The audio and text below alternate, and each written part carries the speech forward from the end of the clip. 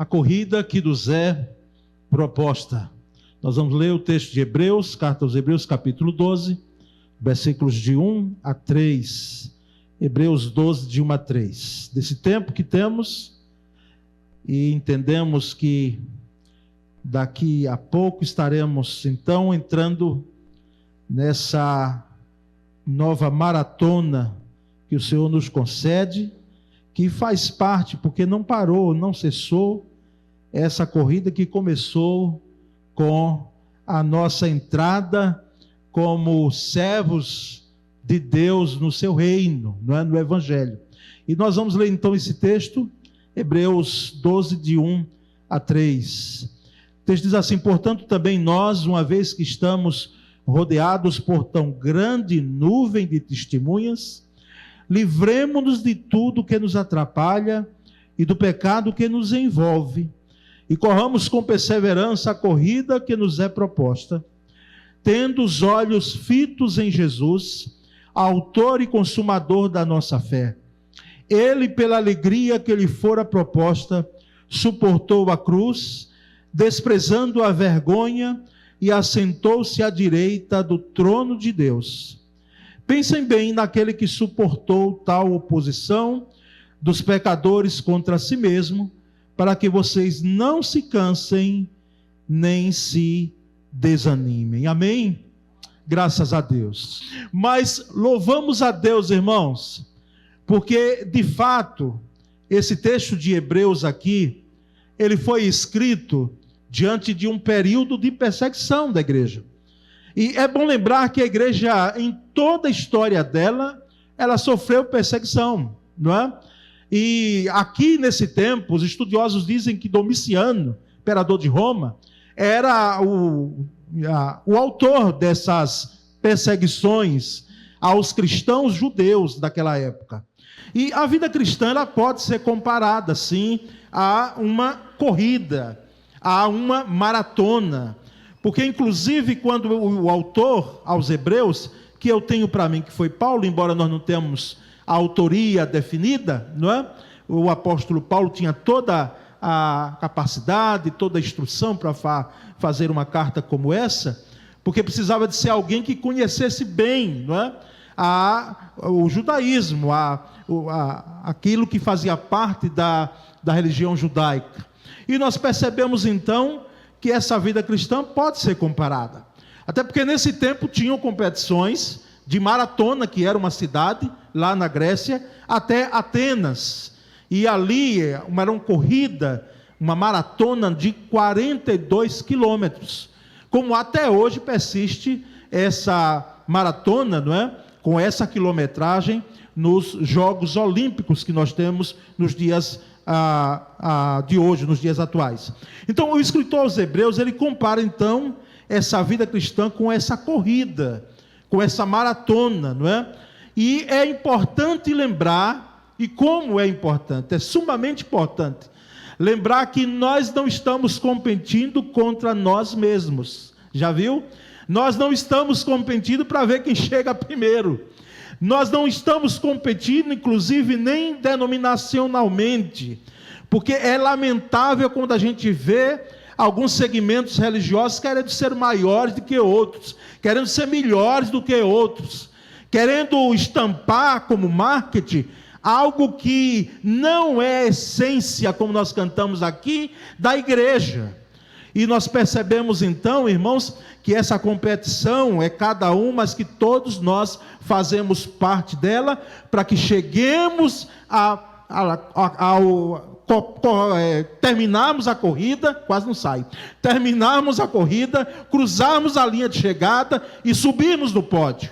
E nós percebemos que até aqueles que são lentos nessa corrida, nós precisamos também ajudá-los. E aqui eu gostaria de trazer alguns aspectos, não muitos, mas importantes, para que nós possamos saber que corrida é essa. Essa corrida, a implicação que ela tem, o que é que exige de nós. E o primeiro é que nós precisamos correr sem qualquer peso, não é? O versículo 1 diz: livremo-nos de tudo o que nos atrapalha e do pecado que nos envolve. Ou seja, precisamos correr sem qualquer peso, jogar os pesos. E nesse tempo aqui, como até hoje, acredito, embora a tecnologia muito avançada, nos treinamentos, não é? Os atletas antigamente colocavam sacos de areia no corpo, e eles faziam um treinamento com aqueles sacos de areia no seu corpo, porque quando eles tiravam os sacos de areia, eles tinham uma habilidade maior. É como você treinar na areia da praia. Já fez isso alguma vez?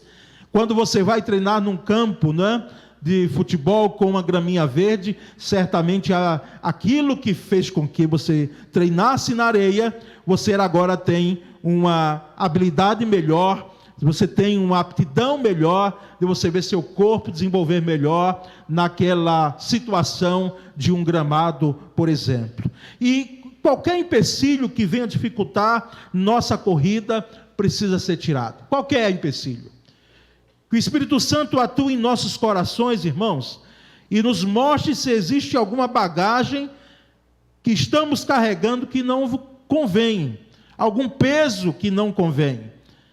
Quem sabe você levou durante esse ano alguns pesos, alguns empecilhos estavam à sua frente. E no caso dos pesos aqui que ele diz, será que vamos entrar o novo ano com esses pesos novamente? É preciso que eles sejam jogados, porque esse peso pode ser o pecado, pode ser a dificuldade que você tenha hoje de lidar com algumas traumas, com algumas situações, com algumas feridas do passado, com decepções da vida, enfim, eu não vou citar aqui todas, mas são pesos, e que eles não nos ajudarão nada, nós podemos chegar na linha de chegada, e se vamos chegar com esses pesos, como? Nós precisamos lançá-los fora.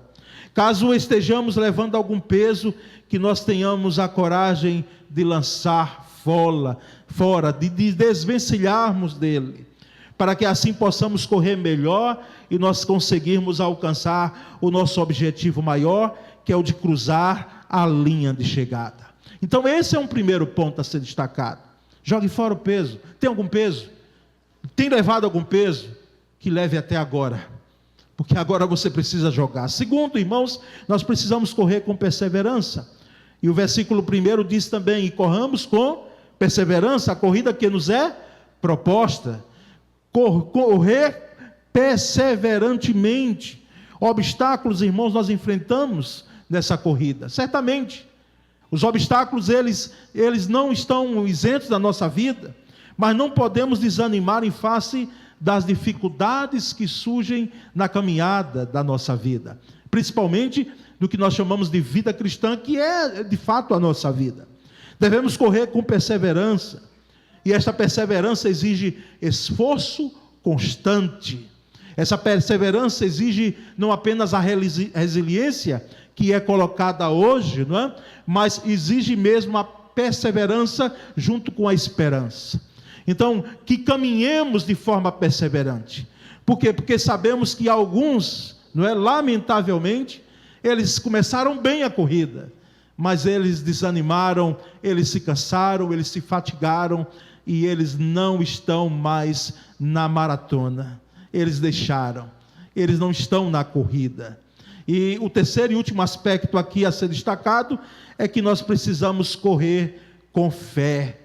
Nós precisamos correr olhando para Jesus, autor e consumador da nossa fé. O versículo 2 que lemos diz: tendo os olhos fitos em Jesus, autor e consumador da nossa fé. Se você conhece bem a Bíblia, a Escritura, você sabe, nós sabemos que no capítulo 11 de Hebreus, nós temos ali a galeria dos heróis da fé, não é verdade? Mas aqui agora, no versículo 2 do capítulo 12, está o autor da fé, o autor da nossa fé, aquele que fez com que a nossa fé seja uma realidade. Ele veio e providenciou a grande e maravilhosa redenção. E nós percebemos que, diante dessa corrida de fé, nós percebemos alguns sem fervor e às vezes sem compromisso diante dela, e alguns desanimados e outros fatigados, porque fazer uma maratona, se alguém já fez aqui, sabe muito bem disso, não é fácil.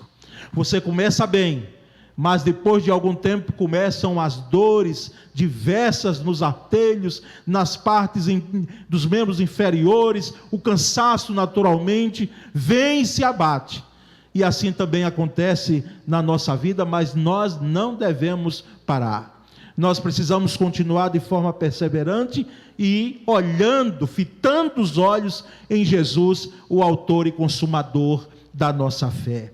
Mas louvado seja Deus, irmãos, porque se lamentavelmente alguns pararam no meio da corrida, alguns largaram a corrida, a maratona da fé, louvado seja Deus, porque milhares, não são poucos, são milhares. E eu fico olhando lá naquela visão de João, diante do trono do Senhor, lá em Apocalipse, ele dizendo que tinha miríades de miríades, tinha muita gente ali debaixo do trono, dizendo: tu és digno, Senhor, tu és digno, como nós cantamos aqui, tu és o leão da tribo Judá, que venceu, e é digno de abrir o livro, e o livro que contém a história das nossas vidas. O Senhor é digno de todo louvor, de toda honra e de toda glória, e não é pouca gente.